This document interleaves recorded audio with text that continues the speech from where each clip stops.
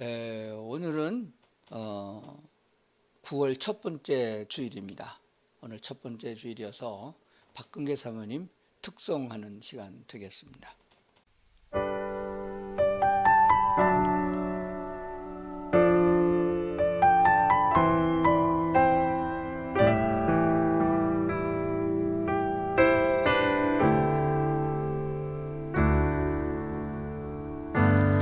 주님과 같이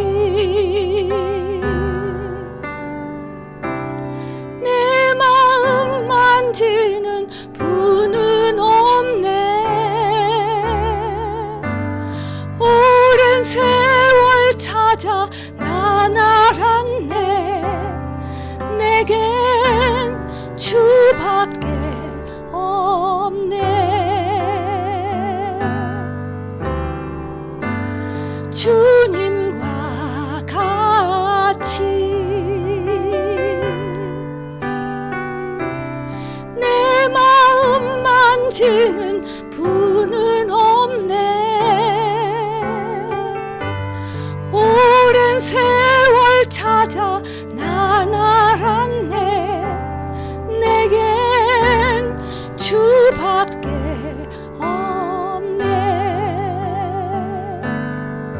주잡이 강같이 흐르고 주 손길 치료하네.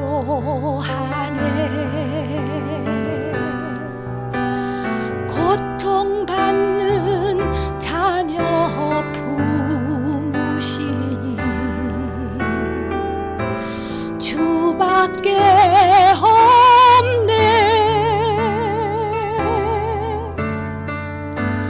주님과 같이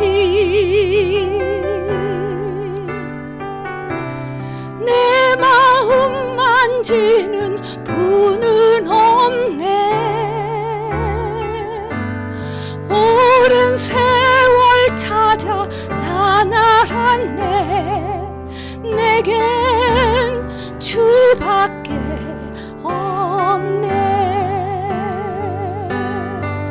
주잡이 강같이 흐르고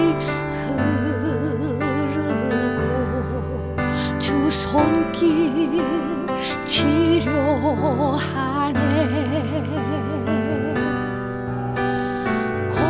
고통받는 자녀 부무시니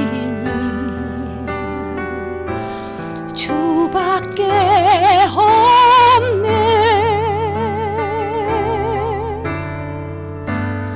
주님과 같이 내 마음 만지는 분은 없네. 오랜 세월 찾아 난 알았네. 내겐 주밖에 없네.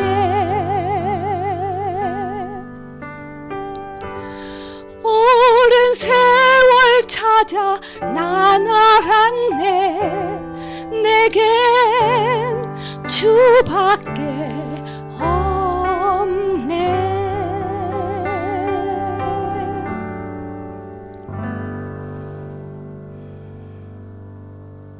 오늘은 갈라디아서 2장 16절에 있는 말씀을 가지고 당신의 믿음은 살아있는가 이런 제목으로 말씀을 드리고자 합니다. 갈라디아서 2장 16절에 있는 말씀 화면을 보면서 한 번 더 보도록 하겠습니다. 찬찬히 뜻을 새기면서 볼 수 있기를 그렇게 바랍니다.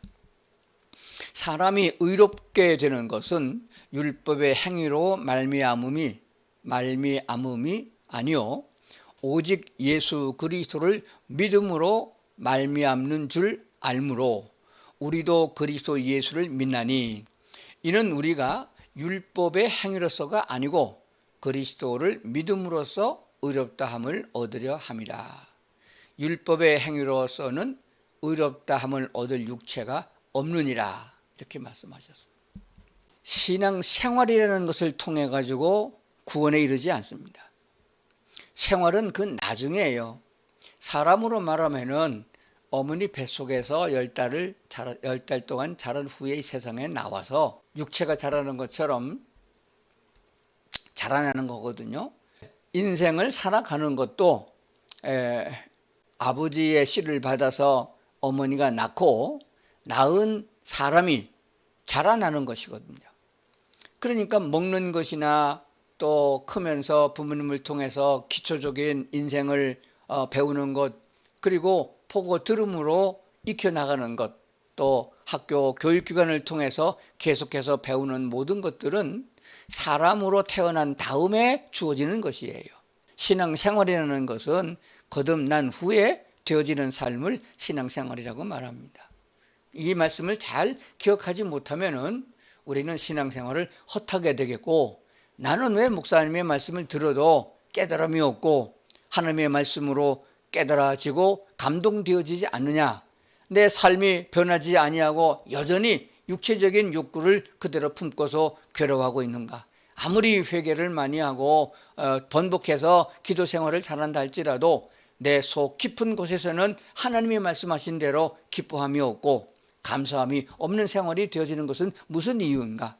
30년, 40년 동안 교회 다녔어도 내 심령에 변화가 없다 그러면은, 하나님을 닮아가는 모습이 보이지 않는다 그러면은 거듭나지 못했다고 하는 것을 다시 생각하면서 처음으로 돌아가서 그리스도 예수를 나의 주인으로 영접하는 그런 과정을 거쳐야 된다는 사실입니다.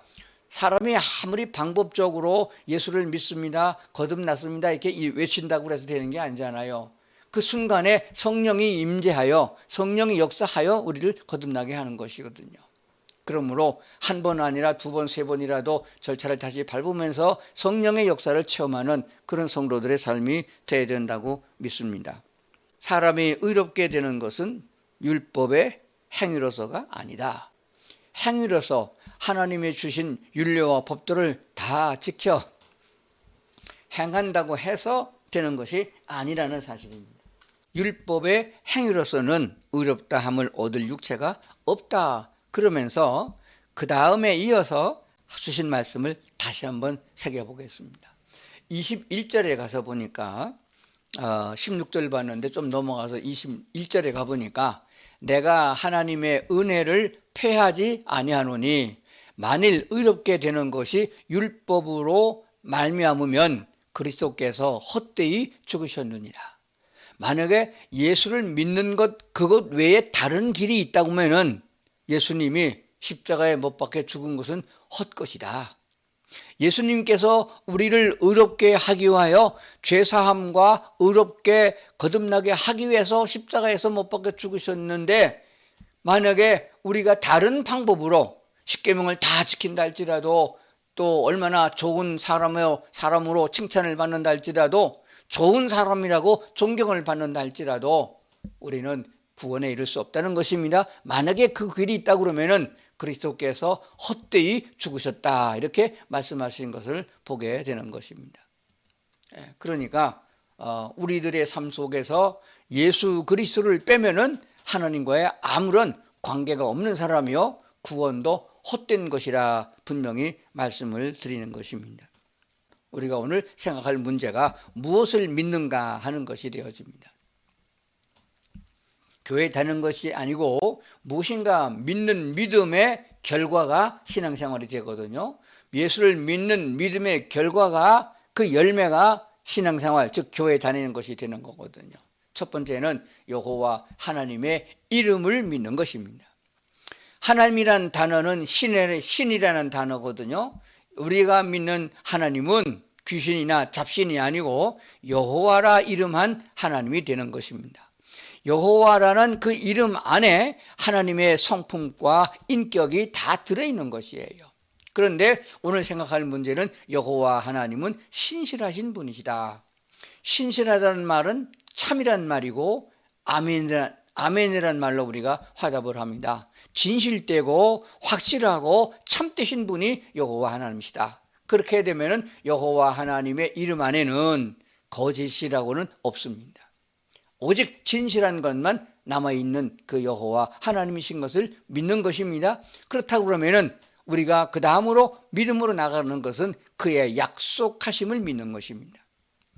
하나님께서, 여호와 하나님께서 성경을 통하여 우리에게 약속하신 그 언약, 그것을 믿는 것이에요. 그렇기 때문에 그 하나님의 신실함에 반대가 되는 거짓말로 사탄이 거짓으로 우리를 유혹해서 하나님의 약속은 거짓이야, 그 약속은 헛것이야 라고 유혹해서 죄를 짓게 만드는데 넘어가면 안 되는 것입니다. 마치 에덴 동산에서 아담과 하와가 하나님의 말씀의 신실하심을 믿지 못하고 마귀가 와서, 사탄이 와서 유혹하는 그 유혹에 넘어가서 하나님이 먹지 말란 선악과를 먹고 죄를 짓게 된 거 아니겠습니까? 이것을 반복해서는 안 된다는 것이에요. 똑같은 사람인데 에덴 동산의 아담과 하와는 그 좋은 환경 속에서도 하나님의 말씀을 거역하고 순종치 않은 것을 보게 됩니다. 하나님의 말씀에 순종하지 못한 것은 하나님께 대한 믿음이 확고하지 못했기 때문이에요. 그러나 로마서에 말씀하신 대로 두 번째 사람인 예수 그리스도, 두 번째 아담인 예수님은 우리와 똑같은 육체를 입고 오셔서 여자가 낳았고 어린 나이부터 성장하는 과정을 통해서 사람의 성숙한 30대에 이를 동안에 육체적인 삶을 그대로 살아갔던 것을 보게 됩니다. 그분은 그 악한 환난과 고통과 핍박 가운데서도 곁길로 나가지 아니하고 하나님의 말씀을 온전히 순종했음을 보게 되는 것입니다. 살아있는 믿음이라는 먼저 거듭나고 그 다음에는 자라나는 믿음을 말합니다. 자라나는 믿음, 그리고 열매를 맺어가는 믿음을 말합니다. 죽은 믿음은 이것이 있을 수가 없어요. 죽은 믿음은 자라지도 않고 열매를 맺지도 못하는 것입니다. 야고보서가 말씀해 주신 대로 야고보서에 기록되어져 있는 세 군데 성경 구절을 보겠습니다. 거기에는 뭐라고 말씀하셨는가 잘 살펴보면서 우리의 믿음이 어떻게 되어졌느냐 하고 자신을 살펴볼 수 있기를 바랍니다. 야고보서 2장 14절입니다. 내 형제들아, 만일 사람이 믿음이 있노라 하고 행함이 없으면 무슨 유익이 있으리요? 그 말씀이 능히 자기를 구원하겠느냐? 2장 17절입니다. 이와 같이 행함이 없는 믿음은 그 자체가 죽은 것이니라. 2장 22절입니다. 내가 보거니와 믿음이 그의 행함과 함께 일하고 행함으로 믿음이 온전케 되었느니라. 이렇게 말씀하고 있는 걸 보게 돼요. 근데 이것을 잘못 생각하게 되면은 행함으로 믿음이 있다고 증거하는 것으로 생각할 수 있어요. 그렇지 않습니다. 시편의 1편에 있는 말씀도 마찬가지인데 사람이, 형제들아, 만일 사람이 믿음이 있고 믿음이 있노라 하고 행함이 없으면은 무슨 유익이 있겠느냐, 이 말씀은 믿음이 있으면은 당연히 행함이 따른다, 이런 말씀이 되는 거예요. 행하기 때문에 행함으로 믿음을 증거한다, 그런 말씀이 아니에요. 믿음이 있으면은 자연히 하나님의 말씀을 따라가게 되는 것입니다. 하나님을 말씀을 순종하고 따라가게 되는 것이에요. 행함이 없는 믿음은 죽은 것이다, 그렇죠? 믿음이 있으면은 살아있는 믿음인 것입니다. 산 믿음을 가진 사람들은, 살아있는 믿음을 가진 사람들은 하나님의 말씀을 따라서 끝까지 나가게 되는 것을 보게 되는 것입니다. 다시 한번 살펴보겠습니다. 살아있는 믿음은, 내가 살아있는 믿음이라면 거듭나서 생명체를, 영생을 얻은 생명체를 가지고 산다 그러면은 그 믿음은 자라나게 되어 있습니다. 사도 바울은 고린도전서에서 말씀하기를 너희가 어찌하여 아직까지 젖이나 먹고 단단한 식물을 먹지 못하는 자냐라고 한 것을 보게 됩니다. 아이들은 어렸을 때 젖을 먹지만은 좀 더 성숙하게 되면은 밥을 먹고 고기도 먹고 그렇게 스스로 음식을 취함으로 일을 할 수 있게 되는 것입니다. 젖을 먹는 아이는 사람이 맞지만은, 살아있긴 하지만은 일을 할 수가 없어요. 너무 약하거든요. 젖을 떼고 세상의 음식을 먹음으로 건강하게 되는 것처럼 하나님의 말씀을 들을 때에 설교만 듣고 지나가는 것은 젖을 먹고 지나가는 것과 마찬가지예요.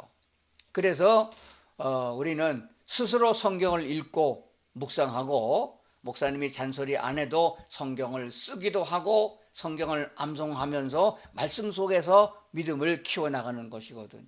그리고 지나가 보면 육체의 열매를 맺어갔던 우리는 그것을 다 벗어버리고 성령의 열매를 맺어가게 되는 것입니다.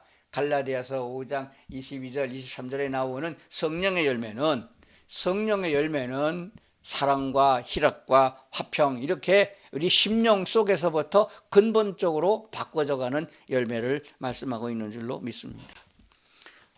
그렇기 때문에 살아있는 믿음은 퇴보하지 않습니다. 옛날로 돌아가지 않습니다. 계속해서 자라고 세월이 지나가면서 열매가 주렁주렁 달리게 되어 있는 것을 보게 됩니다. 그리고 열매라고 하는 것은 우리가 알 수 있는 단어잖아요. 농사를 지어보면, 과일 농사를 지어보면 처음에는 꽃이고 그 다음에 조그마한 열매가 달립니다. 근데 그건 먹을 수가 없어요. 열매가 익어야 됩니다. 익은 향기가 나요. 물론 벌도 오고 또 와서 파먹기도 하지만은 그래도 익은 과일에만 그런 역사가 일어나는 것을 알게 됩니다. 그러므로 이 열매가 익게 되면은 이것은 그 나무에게 씨를 번식하게 하지만은 다른 사람들에게 유익하게 하는 것입니다. 우리가 성령의 열매를 맺고 있다 그러면은 그 성령의 맺은 열매를 통해서 누가 유익을 보느냐? 우리의 이웃에게 그것을 나누게 되는 것이에요. 예수님이 말씀하신 대로 내가 새 계명을 너에게 주노니 서로 사랑하라. 내가 너희를 사랑한 것 같이 서로 사랑하라 말씀하셨거든요. 내 이웃을 내 몸과 같이 사랑하라 말씀하신 거거든요. 그러면은 내가 성령의 열매가 맺혀져서 하나님의 인도하심과 성령의 역샘을 통해서 열매가 맺혀져서 익었다면은 그 열매는 이웃에게 유익함을 주는 것이에요. 다른 사람에게 먹혀지는 거거든요. 내 것 같은데 그것을 주고 씨를 남기는 것이 됩니다. 그렇다고 그러면은 내 삶을 돌아볼 적에 내 안에서 성령의 열매가 맺어져서 그것이 이웃에게 얼마만큼 유익함을 주고 있느냐를 생각해 보는 시간이 되어야 됩니다. 가장 가까운 이웃은 가정이에요. 부부간이 제일 가까운 이웃입니다. 가장 가까운 이웃에게도 제일 가까운 부부간에도 성령의 열매, 맺혀진 열매를 줄 수 없다고 그러면은 거듭남자로서의 삶이 아닙니다. 신앙생활을 여러 했다고 자랑할 것도 없는 신앙생활이에요. 줄 것이 있어야 됩니다. 그렇기 때문에 내 신앙생활을 잘 점검해 보면서 나는 성령의 열매가 얼마나 맺혀졌느냐, 얼마나 오래 참느냐, 얼마나 절제하느냐, 또 얼마나 화평을 조성하고 있느냐, 얼마나 인내하느냐라는 것을 생각해 보면서 아직도 옛날 그대로 혈기를 부리고 분노가 일어나고 욕지거리가 나오고 그런다고 하면은 아직 모르는 것이에요. 어찌 하나님의 자녀가 마귀의 자녀처럼 살아도 되겠습니까? 그래서 말씀을 들을 적에 우리는 기도하기를 저는 많이 애쓰는데도 잘 안 됩니다. 성령 하나님 나를 도와주셔서 근본적으로 변화되게 하시옵소서라고 순간마다 성령 하나님의 도움을 구하는 기도가 생활화되어야 성령의 능력으로 그의 힘으로 우리가 변화가 되어지고 성령의 열매가 맺히고 익어 간다는 것을 꼭 기억하시기를 그렇게 바랍니다. 자, 그러면은 우리의 믿음이 그냥 하루아침에 그냥 껑충 뛰어져서 큰 믿음, 천사 같은 믿음을 그렇게 갖는 건 아니잖아요. 베드로후서 1장 5절부터 7절까지 말씀을 보면은 신앙의 단계가 이렇게 되어 있음을 보게 됩니다. 그러므로 너희가 더욱 힘써서 뭘 힘쓰나요? 거듭나려고 힘쓰는 건 아니에요. 거듭나서 힘써서 거듭나는 건 아니라고 그랬어요. 복음을 들음으로 성령 하나님이 나를 인정하고 긍휼히 여겨 주셔서 우리를 거듭나게 하시고 죄사함을 주시는 거거든요. 그래서 거듭났으면은 힘쓸 일이 있습니다. 우리 믿음의 기초적인 처음에 예수님을 나의 구주로 영접하는 그 믿음의 위에 덕을 세워야 되겠고, 덕에는 지식에는 절제를, 절제에는 인내를, 인내에는 경건을, 경건에 형제 우애를, 형제 우애에 사랑을 더하라. 사랑이 끝에 나오는 거예요. 그럼 이 우애 거를 다 건너뛰고서 바로 내가 하나님의 사랑이 충만한 사람, 아주 넘치는 하나님의 사랑을 가지고 있는 사람이 되는 것은 아니라는 것입니다. 이 말씀을 잘 생각하시면서 작은 일에 인내하지도 못하고 그리고 절제하지도 못하면서 사랑이 충만하기를 기다려서는 안 되는 것입니다. 생활과 삶 속에서, 직장에서, 친구들 사이에서 오가는 사람들 가운데서 우리는 그리스도인으로서의 하나님이 주신 믿음을 바탕으로 해서 덕을 끼치는 사람이 되어야 됩니다. 이것이 사실이냐 아니냐, 참말이냐 거짓말이냐, 이것이 문제되는 것이 아니에요. 이것을 내가 행함으로, 이런 말을 함으로 상대방에게 덕을 끼칠 수 있느냐, 이것이 먼저인 것이에요. 늘 말씀을 드리지만은 우리는 사실이다, 이게 맞다, 이렇게 자기 생각을 가지고 주관함으로 상대방의 마음을 핥히고 상대방의 마음을 슬프게 힘들게 만드는 경우를 많이 보게 됩니다. 가족에도 그런 것을 많이 보게 돼요. 덕을 세우고 있느냐 하는 것을 생각해 봐야 되는 것입니다. 덕이 생겼으면은 거기서 주신 하나님의 지식을 얻게 되는 것이고, 그 지식은 나로 하여금 절제하게 만든다 하는 것을 알게 됩니다. 또 마음으로 새겨진 것을, 마음에 새겨진 것을 삶 속에서 행함으로 나타내는 것을 통해서 우리가 성숙한 믿음을 갖게 되는데, 아주 온전한 성숙은 형제에 우애할 수 있고, 형제 간에 먼저 우애할 수 있고, 그 다음에 사랑을 우리가 더할 수 있는 자가 된다고 말씀하시는 것을 보게 되는 것입니다. 그리스도 예수 안에서 믿음을 가지고 있는 사람이라면은 한 가족이요, 하나님의 자녀다, 한 몸이다, 꼭 기억을 해야 됩니다. 잘 안 되지요. 상대방이 교회 교우 중에 한 사람이 아픈데, 너 아픈 것은 네가 잘못해서 그러니까 네가 약 먹고 치료하라, 그렇게 하고 내 꼰대 두는 것이 아니에요. 아프면은 위하여 같이 기도하고 피로를 같이 나눠주고 내가 아픈 것처럼 함께하는 것을 말합니다. 그래서 한 공동체라고도 표현을 하고 있는 줄로 믿습니다. 그래서 한 번 더 생각하고 한 번 더 기도하고 성령이 원하시면은 이것이야말로 하나님께 영광을, 이웃에게 덕을 세우는 일이 아니겠는가 생각해보고 행할 수 있는 성도들이 돼야 믿음이 빨리 자라고 또 성령의 열매가 맺어지는 줄로 믿습니다. 그 결과는 내가 희생당하고 내가 손해보는 것 같은데 그렇지 않습니다. 하나님의 성령이 나와 함께 하시고 주인 되시는 주님께서 그리하도록 요청하신 대로 내가 따라가다 보면은 하나님이 채워주시는 큰 축복이 있음을 보게 됩니다. 그것이 뭐냐 그러면은 성령이 주시는 열매로 기쁨과 감사와 은혜가 되는 줄로 믿습니다. 그래서 항상 기뻐하라는 말은 어거지로 기뻐하라는 것이 아니에요. 하나님이 우리 안에 역사되어지는 그 은혜가 넘치기 때문에 기뻐하게 되는 것입니다. 비가 온다고 해서 홍수가 태풍이 일어난다고 해서 찌그리고 인상 쓰는 것이 아니에요. 어떤 환경에 되든지 간에 우리가 주 안에 거하는 것을 알고 있고 성령님이 주인 되심을 믿는다면은 하나님이 주신 기쁨과 은혜가 넘치게 되겠고 감사함이, 찬송이 먼저 나오게 되는 줄로 그렇게 믿습니다. 그뿐만 아니라 우리는 이 세상에서 더 많은 재산을 얻고 이 세상에서 많은 업적을 남기고 자기의 어떤 그 권세나 명예를 나타내는 것이 아니고, 우리는 하나님의 나라로 이사가 될 사람, 하나님의 나라로 이사를 가야 될 사람들이기 때문에 하나님의 나라의 소망을 가지게 되는 것입니다. 하늘나라의 소망을 가지고 오늘도 주님과 동행하면서 더 풍성한 삶을 살아가는, 외적으로 내적으로 안에 계신 성령의 풍성하신 은혜가 내 삶을 풍성하게 만들고 모든 사람과 더불어 화평을 이루어 나가는 관계를 갖는 것이 되어집니다. 그렇기 때문에 이 땅에 살아가는 동안에도 천국을 맛보며 이 땅에 살아가는 동안에도 풍성한 하나님의 은혜로 기뻐하고 감사하고 찬송을 드리는 그런 성도들이 다 될 수 있기를 주의 이름으로 축원합니다. 기도하시겠습니다. 아버지 하나님, 오늘도 우리에게 은혜를 부어주셔서 주님 앞에 예배하게 해주셔서 감사합니다. 마음과 생각을 아시는 하나님, 아직도 부족하고 연약한 것이 많지만은 성령 하나님이 이끌어주시는 대로 잘 순종하며 따라가게 하시옵소서. 믿음의 분량만큼 행하게 되는 것이며 그 행함은 열매로 맺어진다고 그랬습니다. 아버지 하나님, 금년에는 이 해가 다 가기 전에 내 심령 속에, 우리의 심령 속에 하나님의 평화가, 하나님의 축복이 넘치게 도와 주시옵소서. 성령의 열매가 무르익어서 그것을 가족에게, 이웃에게 나눌 수 있는 풍성함이 있게 하여 주옵소서.